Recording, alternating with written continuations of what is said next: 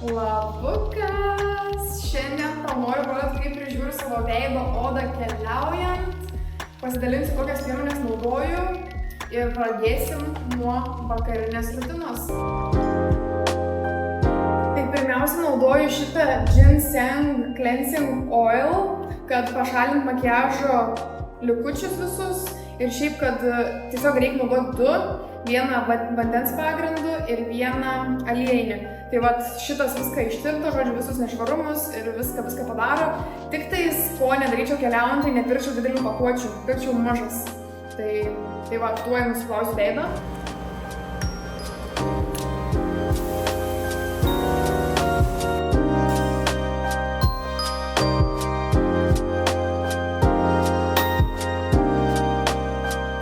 Pamiršau paminėti, kad mano veido tipas yra normali oda, tik tais man paberia veidą dažniausiai nuo visokių nesąmonių, kurias valgau. Ir jei mažai vandens geriu, bent jau tai pasibėjau ir gal dar nuo pieno, bet taip sau. Tai va, šitą pirkčiau antrą kartą ir rekomenduoju.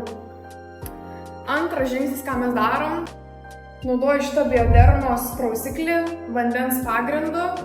Tai jisai yra tiesiog jautriai normaliai odai, tai tokį ir naudoju. Ir nenaudoju nieko specifiškai, būtent ties prausimo priemonėm, kad būtų skirta aknei ar ten spuogams. Nes jie man atsiranda, tai išnyksta, tai tiesiog pasidarau veido valymą kartą į mėnesį, kartais kartą į 2 mėnesius, kaip gaunasi. Ir viskas, tokia ta priežiūra. Tai tuoj nusiprausiu su šito.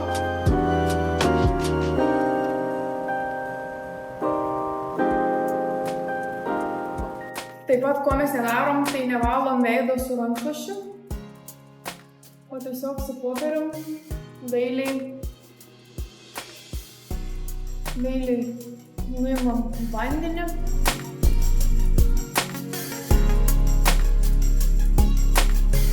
Tai va, nu tokia švari oda.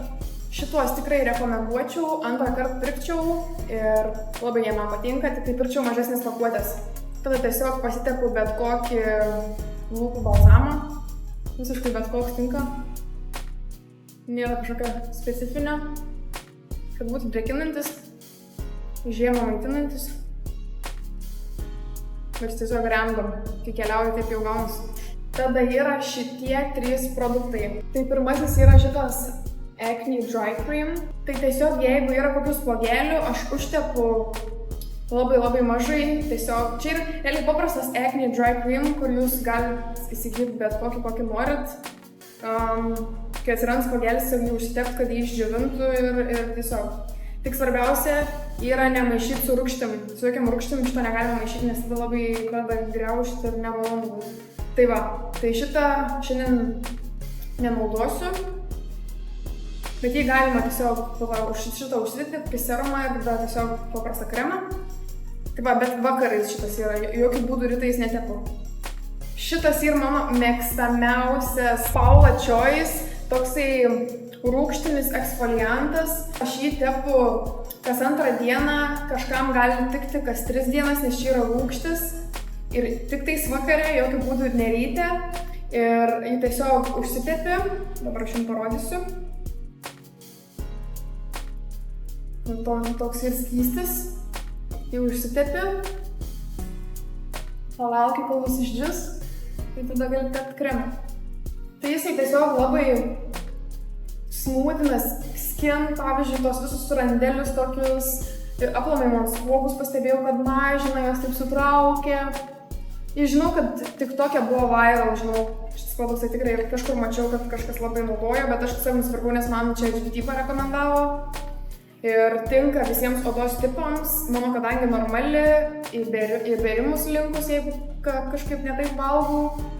Tai ir, kaip sakau, tas poras užtraukia ir labai lightweight yra. Iš karto, realiai susigeria, labai trumpą laiką reikia laukti. Tai va, vienas iš geriausių, bet tada ir kitas dalykas. Šitą Neutrogeno serumą tu negali maišyti kartu su šitu.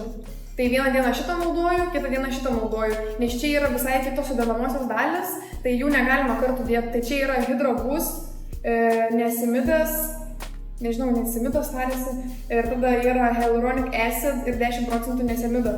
Tai tiesiog šitos negali eiti kartu. Ir jas tiesiog naudoju kas antrą dieną ir man labai tinka šitą rutiną.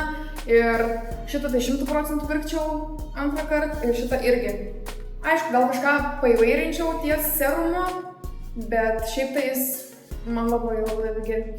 Seniau naudodavau ir toniką, bet kažkaip, nežinau, aš nepastebėjau nieko, ką jis man darytų, absoliučiai nieko. Tiesiog žinau, kad ten reikia atstatyti, bet mano ta oda niekad realiai neišsausėja, aš nepajaučiu jo sausumo. Tik tai jis būna, pavyzdžiui, kai kremą jau dėdies ir, sakykime, ten nori, kad būtų labiau riebesnis, ar jis nori, kad būtų labiau lengvesnis, tiesiog pagal pojūtį. Bet šiaip tai jis tikrai rekomenduočiau ir naudočiau šitos būtent. 2 paskutiniai produktai, tai yra lengvas kremas ir yra riebesnis kremas. Tai čia realiai tinka bet koks kremas. Pavyzdžiui, CeraVe šitas man labai patiko, Moisturizing Lotion for normal to very dry skin. Ir jis yra labai lengvas ir jeigu ir karšta, gali labai lengvai naudoti ir pakuotė labai gera. O šitas, jeigu norisi tokio intensyvesnio, aš netgi rašo 2X Barrier Intensive Cream, tai atstato labai intensyviai. Tai jis man patinka, bet aš, jeigu Lietuvai būčiau, tai žiemą naudočiau. Čia yra azijiečių brendo, toksai special, žodžiu, kažkoks, kokią Lietuvą net nesumažęs, tai nežinau, ar yra pirkti, bet tiesiog realiai tinka bele koks lengvesnis ir riebesnis kremas ir taip man pagal pojūtį. Pavyzdžiui, dabar aš jaučiu, kad man oda yra visai viskas su ja gerai, tai aš tiesiog tepsiu šitą. O jeigu norėčiau, pavyzdžiui, intensyvesnio, tai tepčiau šitą ir tiesiog pagal pojūtį pasirenku. Aišku, jeigu būčiau atvažiavus be šitų, tai būčiau pirkus kažkokius kitus ir mažesnius kiekius. Bet kadangi aš jau atvažiavau su šitais produktais, aš noriu juos ir išnaudoti, kol keliauju. Bet šiaip visko imčiau mažom pakuotėm ir tikrai nesukčiau galvos dėl tos priežiūros priemonės. Svarbu suprast, ko reikia odai daugmaž ir žiūrėti, kaip jos būklė. Tiesiog stebėjimų būdų realiai. Tu stebi, žiūri, jinai blogėja, reiškia, gal maistas blogas, gal vandens negeri, gal kažkokį alkoholį gėrį, rūkėjai, dar kažką darėjai. Tai jinai keičiasi pagal tai ir aplamai visas kūnas. Tai, pavyzdžiui, kaklą galima biškį to riebesnio užtepti. Nes kaklą gal taip nepridrėkinu vis kiekvieną kartą, nors reikėtų. Taip va.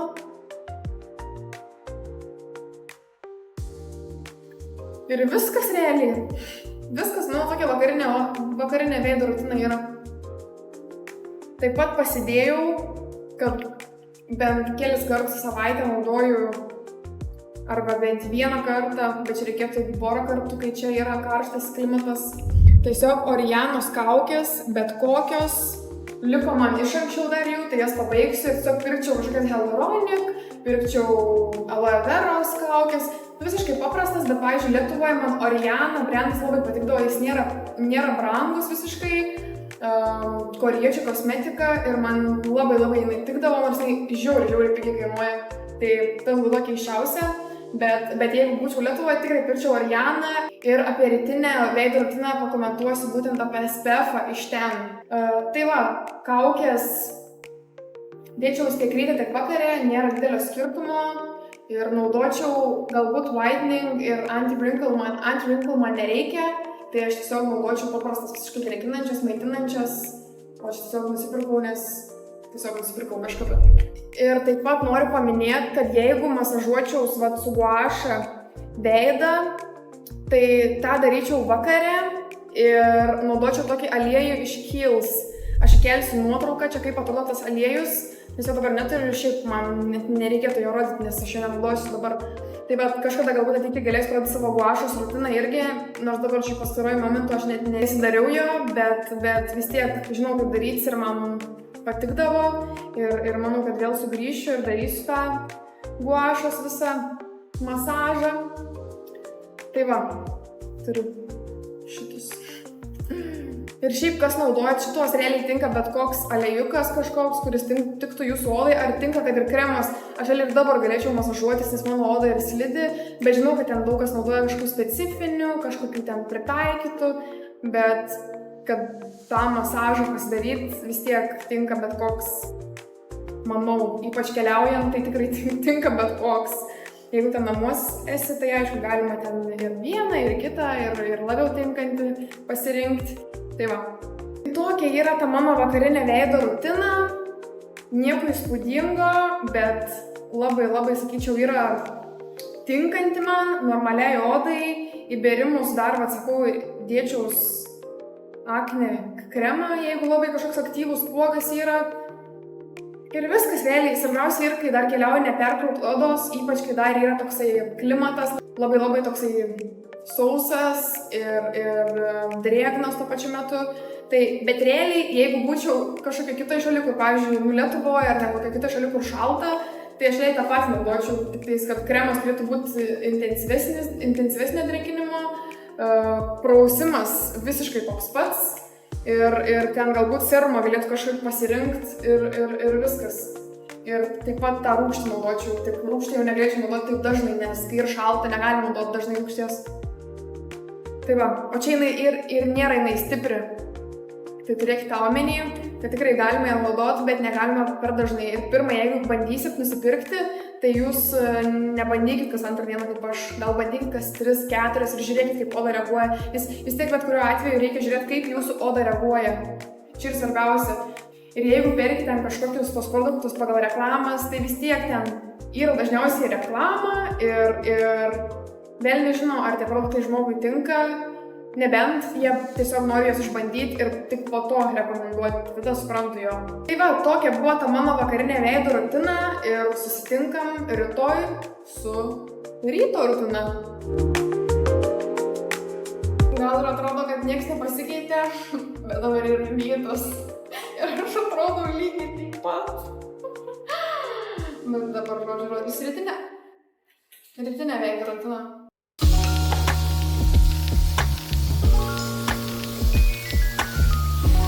Tai pirmas dalykas, kurį naudoju, yra tas pats prausiklis. Tiesiog nenaudoju aliejinio, nes nėra nešvarumų iš po vakaro jį ir nuplauti. Tai tiesiog naudoju paprastą prausiklį, kad nupraus veidą. Taip kitko esu po bėgimo ir jau štai net netrodo. Gerai buvo prasibėgti. Ir čia kur persikraušiu oro žymiai geresnis. Bet žodžiu, nesikličiam į kitas temas. Tai va, tiesiog gerai išmasažuojam akis ir viską.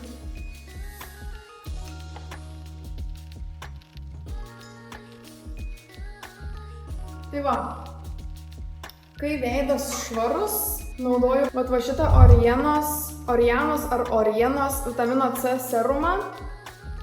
Šiaip jį naudoju todėl, nes tiesiog nusipirkau. Jis šviesina odą, matot, kad mano, jeigu taip žiūrėtumėte mane, tai matytų, kad mano veidas ir kaklas yra šviesesni negu pats kūnas. Ir čia dėl to, nes SPF naudoju ir dėl to vitamino C.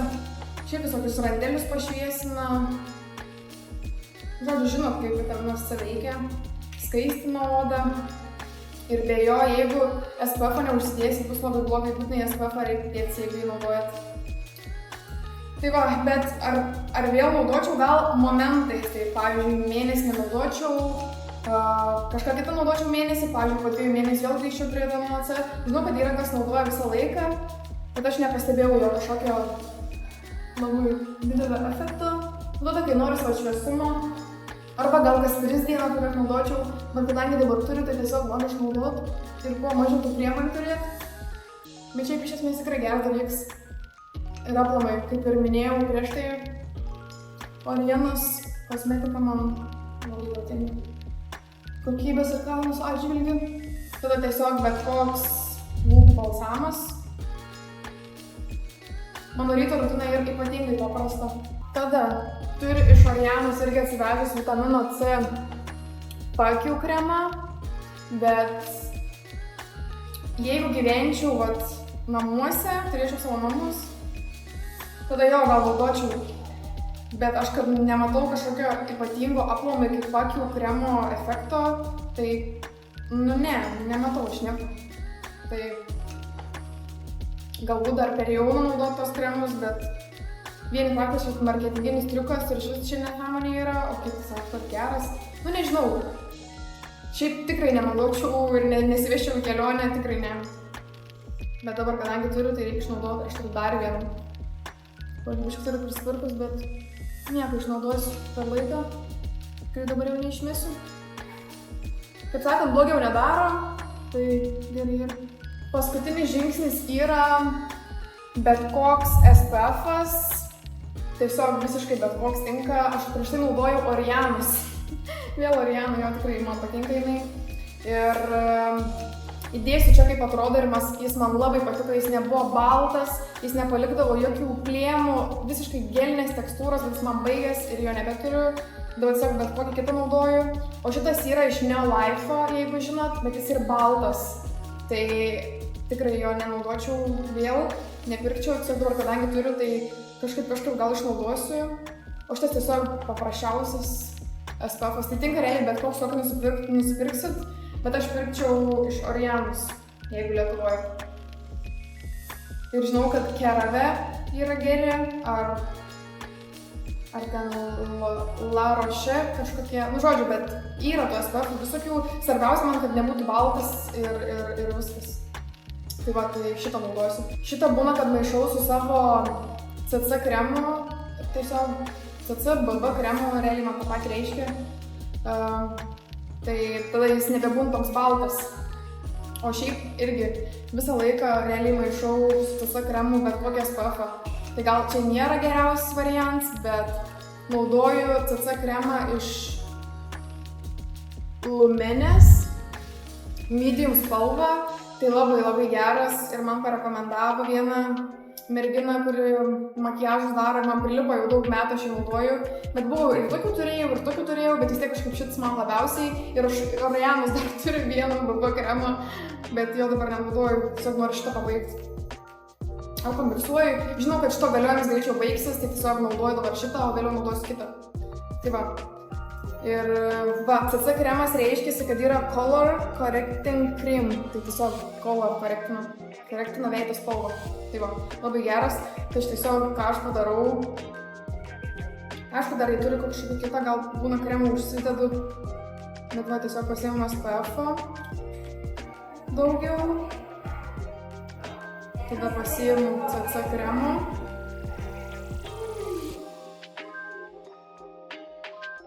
Taip pasidarau. Nežinau, taip pasidarau. Paimu bet kokią mentelę arba pirštus, tiesiog išmaišau. Žinok, tiek aš neturėčiau, tiek aš dar kitaip daryčiau ir už viską. Turėčiau minimaliai ir maišyčiau viską, kad būtų ir to kremo paprasto, ir su spalva, kad būtų. Esmė tokia, tikrai tiek daug visko neturėčiau, jeigu keliaučiau, ir tikrai nereikia tiek turėti. Jeigu jums reikės tų rekomendacijų dar papildomai, tai rašykite, aš jums patarysiu, kas keliausit. Tai va, tiesiog pasiimu. Ir tepu ant veido. Ir aš mėgstu su pirštais. Natūraliausiai gaunasi. Aš čia mėgstu prisikrauti šito makiažo, va tiesiog kremukas, SPF-ą, susimaišai. Palygina spalvą, biškis pagėlius užmaskuoja ir nieko daug nepadaro. Čia man geriausias makiažas. Nu va, užsitvirtinsiu dar porą dalykų ir bus viskas.